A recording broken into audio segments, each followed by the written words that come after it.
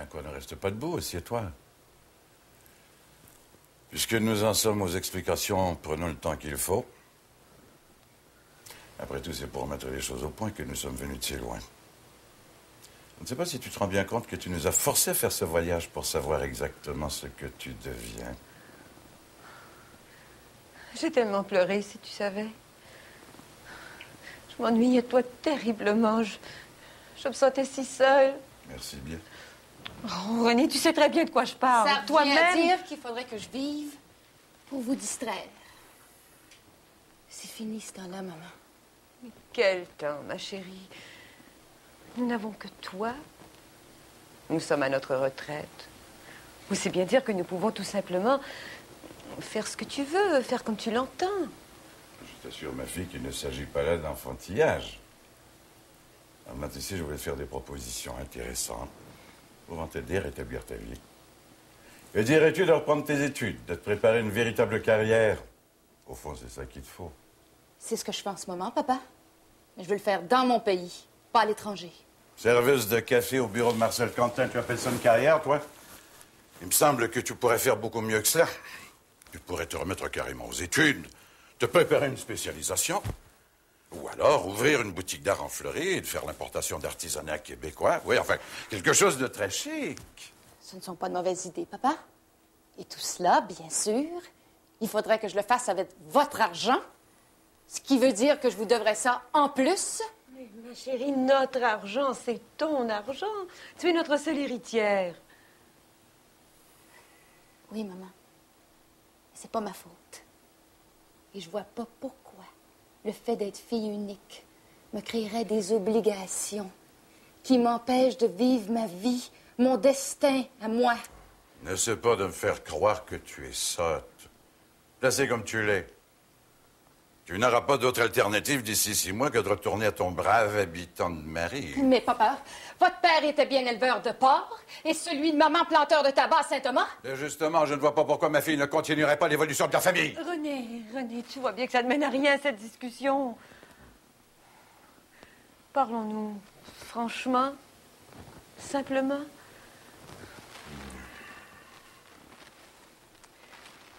Écoute-moi, ma chérie. C'est vrai que nous sommes venus ici avec l'intention de te ramener avec nous. Mais tu vois, cette fois-ci, nous avions compris que le moyen de t'aider, c'était pas de te demander de vivre notre vie, de vivre notre retraite à ton père et à moi. Alors nous avions décidé de t'offrir une existence bien à toi. Une jolie petite maison, pas trop loin de chez nous, bien sûr, mais quand même assez loin pour que tu te sentes libre de faire tout ce que tu voudras dans le but de devenir autonome. Dans ces conditions-là, tu ne penses pas que ça pourrait être possible que nous soyons plus heureux ensemble? Je te garderai les enfants aussi souvent que tu voudras, je les aime tant.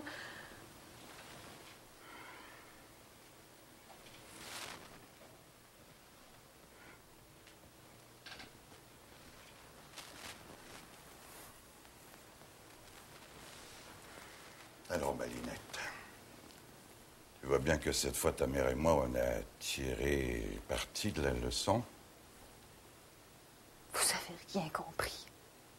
Vous comprenez jamais. Mais comprendre quoi?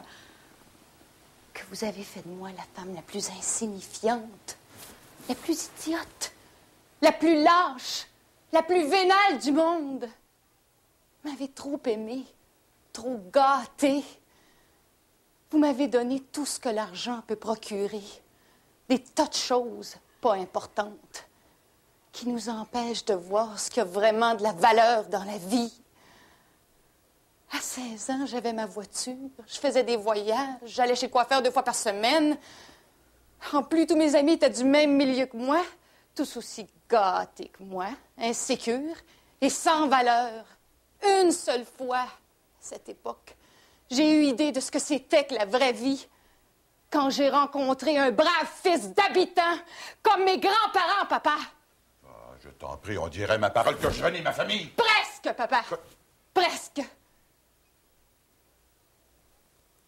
Mais là, vous allez m'écouter. Puisque vous avez fait des kilomètres et des kilomètres pour qu'on se parle, là, je suis prête. Là, je vais vous parler et j'arrêterai quand j'aurai tout dit. Parce qu'une autre fois, j'aurai peut-être pas le courage.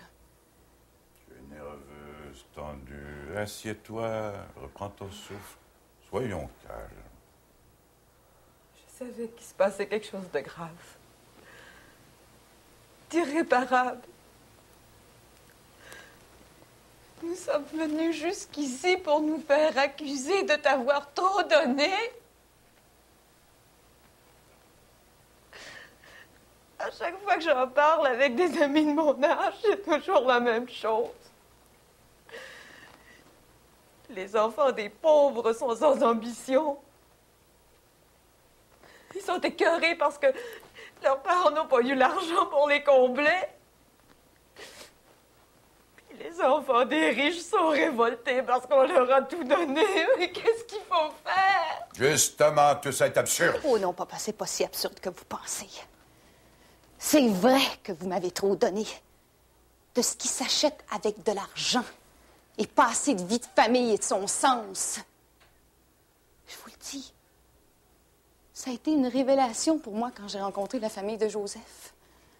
C'était comme une autre vie. C'était une atmosphère que je connaissais pas.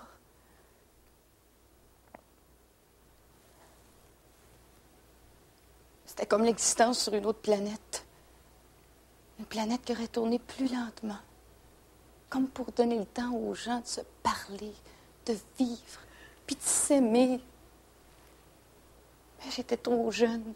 J'étais trop gâtée aussi. Pour voir clairement les choses et faire un choix. Puis là, vous avez repris votre autorité sur moi tout de suite. Là. Oh, puis pas seulement sur moi. Vous l'avez repris aussi sur mon vétérinaire, papa, mon habitat.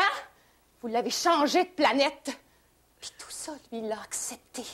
Maintenant, je le sais aujourd'hui. Pour moi, à cause de moi. Pour essayer de me garder. Pour que je sois parfaitement heureuse, sans me séparer de vous. J'étais sûr que ce garçon était revenu dans le tableau. Puis je me souviens très bien aussi de la grande maison que vous l'avez presque forcé à acheter, en lui prêtant une énorme somme. Puis les nombreux voyages que vous nous avez proposés sans cesse et que j'étais la seule à accepter.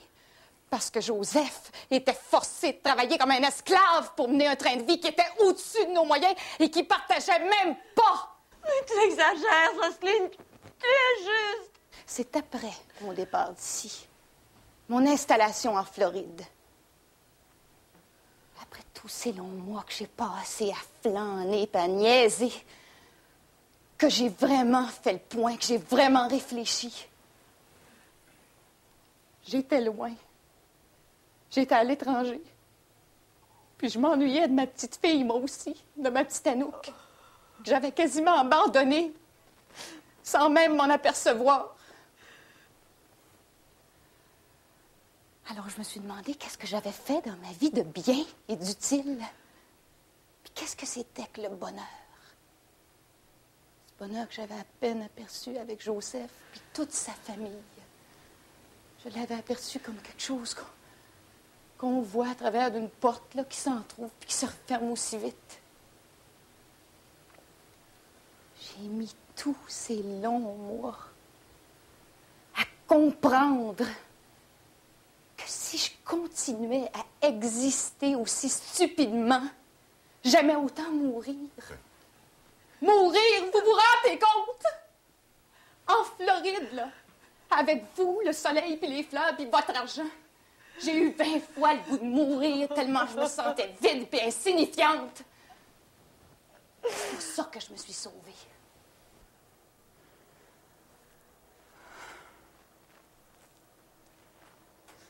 Voilà. Je pense que je vous ai tout dit. C'est cruel, c'est méchant. Je vous en demande pardon.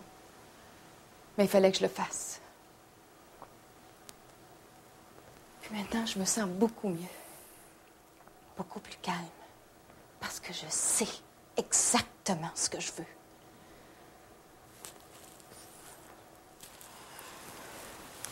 Pauvre petite. Pauvre enfant, nous avons vraiment manqué à tous nos devoirs. Tu vois, tout ce que tu viens de nous dire nous apprend que tu as fait une très grave dépression sans que nous nous en soyons aperçus le moins du monde. Mais oui, mais c'est ça. Mais t'as fait une grave dépression. Encore une fois, vous avez rien compris. Depuis le début, j'ai essayé de vous faire comprendre que maintenant je sais que c'est vous deux qui m'avez séparé de Joseph, qui était ma seule chance de bonheur. Là, je vais partir. Je ne veux plus entendre parler de vous. En tout cas, tant que vous m'aurez pas enfin dit, vous avez compris ce que je cherche. Mais voyons, Jocelyne, tu peux pas partir comme ça. Jocelyne, n'agis pas comme une enfant. Oh non, papa. C'est une autre erreur de votre part, encore une fois. J'agis pas comme une enfant. C'est la première fois de ma vie que j'agis comme une femme.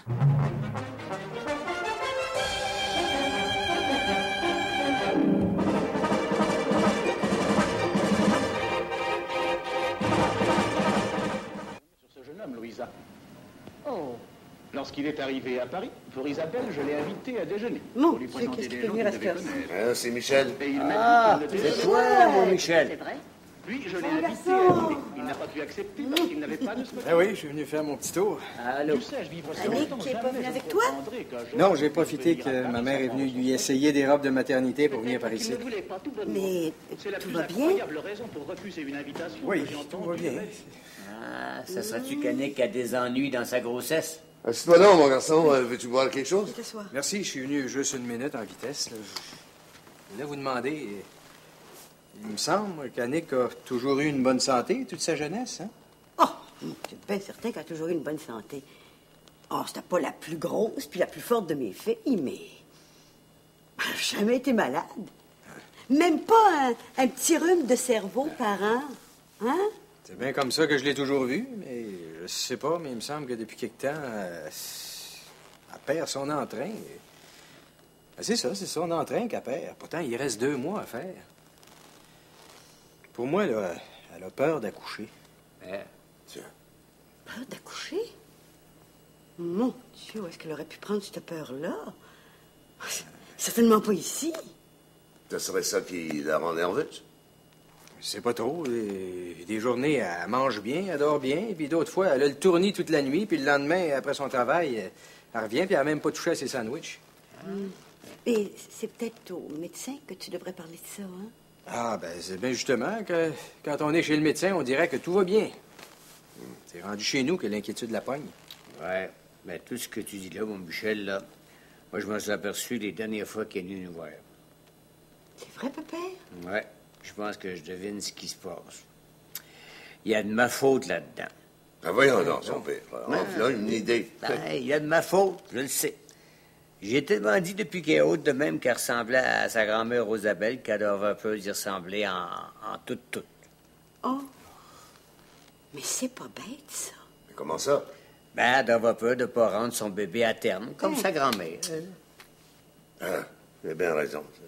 Ça peut être ça. Elle a toujours été bien pensive, cet enfant-là. Ouais, toujours été pensive. Elle a lu toutes sortes d'affaires. Moi, je l'encourageais dans ses rêves. S'il fallait que j'aie fait du tort. Ben voyons. Dans ce cas-là, Michel, faudrait peut-être que tu vois le docteur Lemay le plus vite possible. Ben, savez-vous, vous avez raison. C'est ça que je vais faire.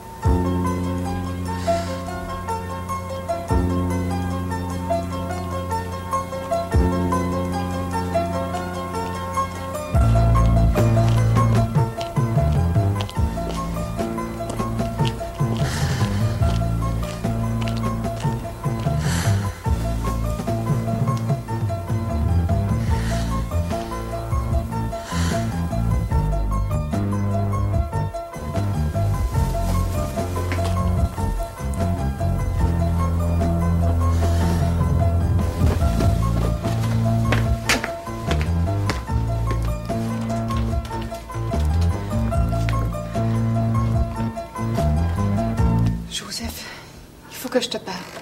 Oui. Viens en haut pour pas réveiller les parents.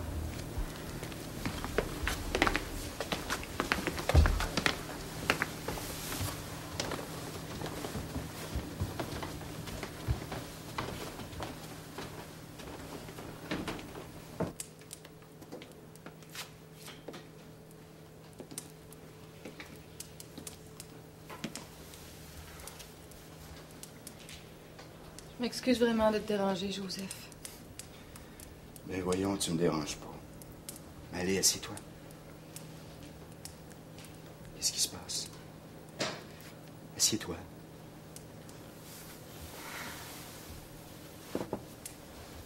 Je savais plus où aller, Joseph. Rien qu'à l'idée de rentrer toute seule dans mon appartement, Alors, tu vois, je suis encore venue t'achaler avec mes histoires personnelles. T'as l'air bien fatigué.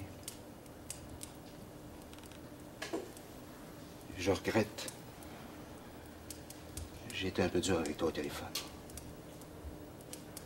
Mais t'as bien fait de venir. Tu sais que tu peux compter sur moi. Je sens que t'es le seul ami que j'ai. T'es mon seul vrai ami. T'as vu tes parents? Tu veux plus en entendre parler. Allons, vide-toi le cœur une bonne fois. Tu les as vus? Oui. C'est bien ici. Vous êtes heureux tous les trois. Moi, je n'arrive pas à m'habituer dans mon appartement. Avec mes 4 pièces bien laides. Je veux que mes enfants puissent se faire une vie comme les autres.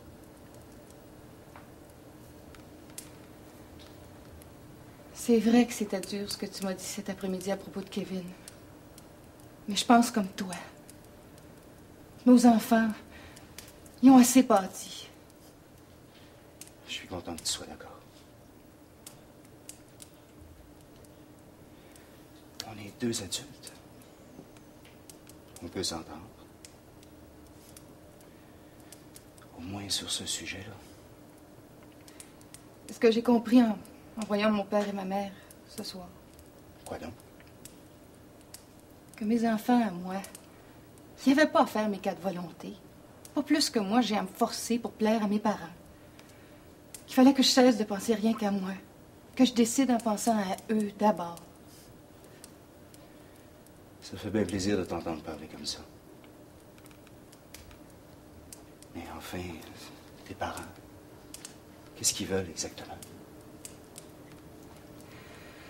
Bon, OK. Je vais te parler d'eux, là. Encore une fois, mais après ça, ce sera fini. OK? Bien fini. Naturellement, ils voulaient que je retourne avec eux en Floride. Ça, je m'en doutais. Pas leur genre de s'amener jusqu'ici sans une idée bien arrêtée. J'avais déjà compris tout seul que j'étais pas heureuse avec eux. Il y avait des tas d'affaires à me proposer, tu comprends? Reprendre mes études. Je voulais même m'acheter un commerce.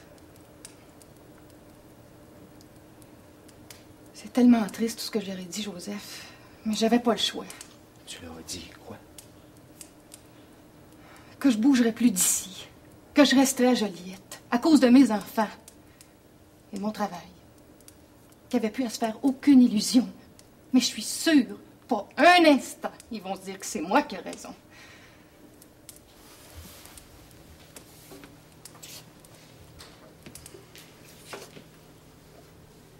T'as bien fait. T'as très bien fait. Je crois pas qu'ils sont incapables de comprendre. Dans le fond, t'as jamais osé leur parler. Et puis, dans le temps, tu souffrais pas trop de la situation. C'est vrai, ça.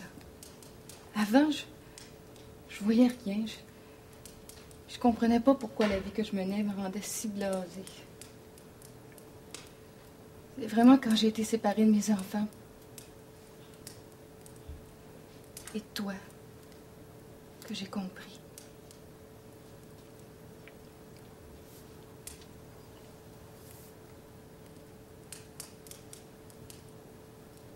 Tu penses pour vrai ce que tu dis là? Tout à l'heure, en quittant l'hôtel de mes parents, j'avais juste l'idée de m'en venir ici. Puis ce qui m'encourageait, c'était que tu m'avais avoué qu'il n'y avait personne dans ta vie, alors j'avais pas trop peur de te déranger. Tu sais, depuis que je te connais, j'ai jamais vraiment aimé personne d'autre. Puis moi, depuis des mois, j'arrive pas à retrouver dans ma mémoire comment ça se fait qu'on ait pu se séparer l'un de l'autre, qu'on ait pu se laisser. Je comprends pas.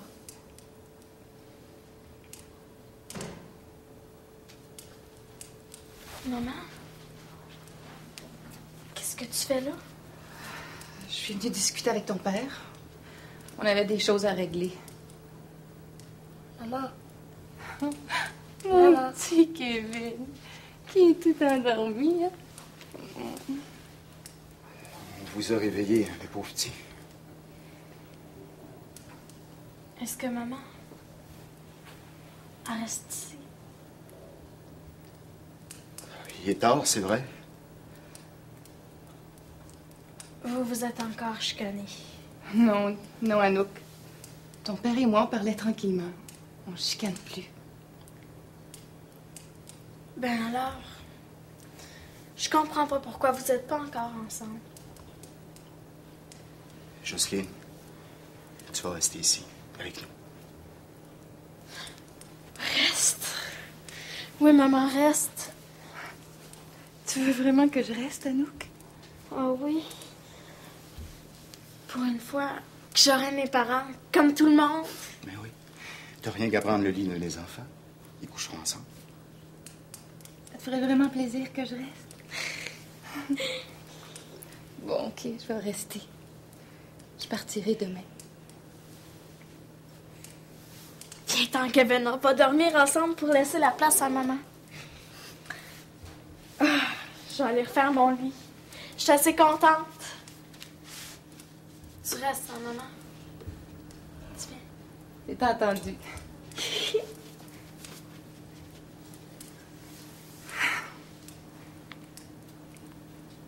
Ça choquera personne. Tu décides de rester. C'est tout. Tu restes. Ça regarde personne d'autre que toi et moi. Et puis de toute façon, j'ai pas envie de te voir partir toute seule dans le noir. Oh, rien que d'y penser, j'en ai des frissons.